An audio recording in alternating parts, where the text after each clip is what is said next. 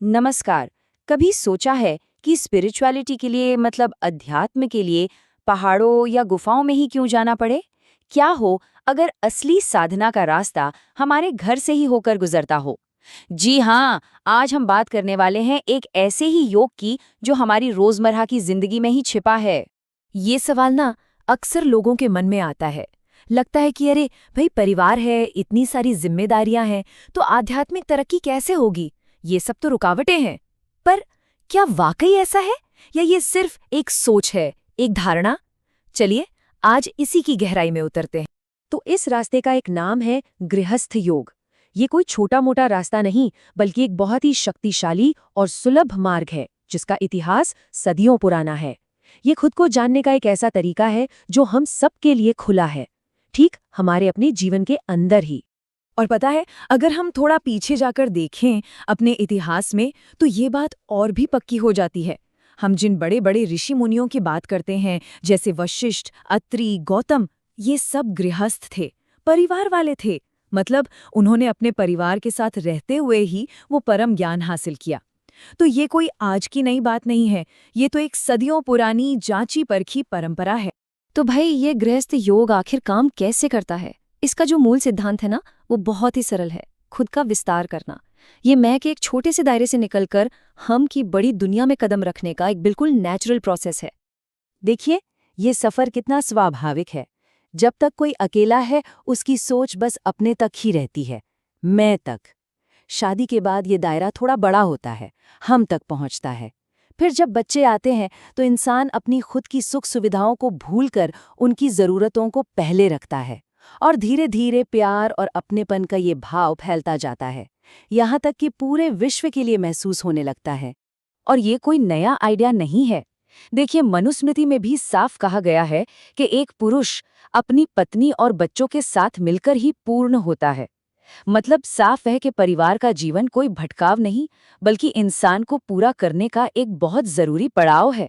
तो फिर अपने घर को सांसारिक उलझनों की जगह क्यों समझें? क्यों न इसे एक नए नजरिए से देखा जाए? चलिए इसे एक आध्यात्मिक अभ्यास के लिए एक खास जगह मानते हैं, हमारी अपनी पर्सनल लैब। तो इस लैब में करना क्या है? यहाँ पर निस्वार्थ भाव, सेवा, प्रेम, धैर्य और त्याग जैसे बड़े बड़े गुणों को सीखना है, उन्हें निखारना है। हमारी रोज की बातचीत, हमारी जिम्मेदारियां, यही तो हमारे टूल्स हैं। और हमारा परिवार, वो हमारे साथी हैं इस सफर में। इसको समझने का एक बहुत ही सिंपल तरीका है। सोचिए, एक म्यूजिशियन स्टेज पर जाने से पहले घर पर रियाज करता है ना? ठीक उसी तरह एक योगी दुनिया की सेवा करने के बड़े काम से पहले अपने घर के छोटे से दायरे में प्रेम, त्याग और सेवा का अभ्यास करता है। अब इस पूरे अभ्यास का जो सेंटर पॉइंट है, वो है एक मानसिक बदलाव। लेने की सोच से हटकर देने की सोच को अपनाना। बस यही एक बदलाव है जो तय करता है कि घर में शांति होगी या फिर कलह। घर में ना दो बिल्कुल अलग रास्ते होते हैं। एक रास्ता है कम दो ज्यादा लो वाला, ये दुख और झगड़े की जड़ है। और दूसरा रास्ता है ज्यादा दो कम लो का, ये रास्ता प्यार और शांति की तरफ ले जाता है। और चुनाव चुनाव पूरी तरह से हमारा अपना है। तो असली बात क्या है पता है? प्रॉब्लम कभी परिवार में नहीं होती, नहीं हालात में। प्रॉब्लम होती है हमारे देखने के तरीके में, हमारे नजरिए में। सीधी सी बात है, अगर कोई पीला चश्मा पहन ले तो उसे सब कुछ पीला ही दिखेगा ना। ठीक वैसे ही अगर नजरिया स्वार्थ का हो तो हर रिश्ते में सिर्फ कमियां ही नजर आएंगी। ठीक है, तो थ्योरी तो समझ आ गई। अब सवाल ये है कि इस योग को अपनी रोज की जिंदगी में कैसे उतारें, इसे एक प्रैक्टिकल हर दिन का अभ्यास कैसे बनाया जाए। चलिए देखते हैं। एक गृहस्थ योगी के लिए ये लाइन उसका मूल मंत्र होनी चाहिए। ये सोच जो है ना, हर काम को एक पवित्र काम बना देती है। तब वो सिर्फ काम नहीं रहता, ऐसा लगता है कि कोई अपने साधना क्षेत्र की देखभाल कर रहा है, उस बगीचे को सींच रहा है जिसकी जिम्मेदारी ईश्वर ने दी है। तो इस सोच को रोज की जिंदगी में कैसे लाएं?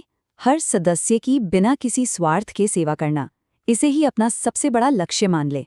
बिना कुछ वापस पाने की उम्मीद के अपनी ड्यूटी पूरी करना, यही तो असली यज्ञ है। अपना अहंकार एक तरफ रखकर दूसरों की भलाई में मदद करना।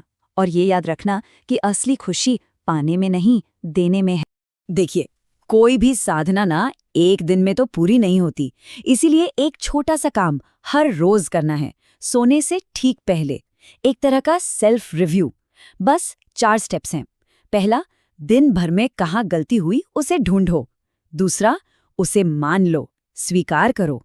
तीसरा, उस गलती के लिए मन में सच में अफसोस हो। और चौथा, सबसे जरूरी, ये पक्का इरादा करो कि कल बेहतर करना है। याद रखिए, मकसद परफेक्ट बनना नहीं है, मकसद है हर दिन थोड़ा थोड़ा प्रोग्रेस करना। और हाँ, एक बात गांठ बांध लेनी बहुत जरूरी है। गृहस्थ योग किसी भी दूसरे योग या साधना से कम नहीं है।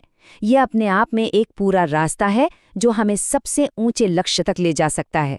ये कोई सेकंड क्लास या कमजोर रास्ता नहीं, बल्कि हर किसी के लिए एक शक्तिशाली साधना है। तो इस पूरी चर्चा के बाद सवाल ये उठता है कि खुद को बेहतर बनाने और आध्यात्मिक विकास के लिए हमारी सबसे अच्छी प्रयोगशाला कहाँ है? शायद जवाब हमारी सोच से कहीं ज्यादा नजदीक है।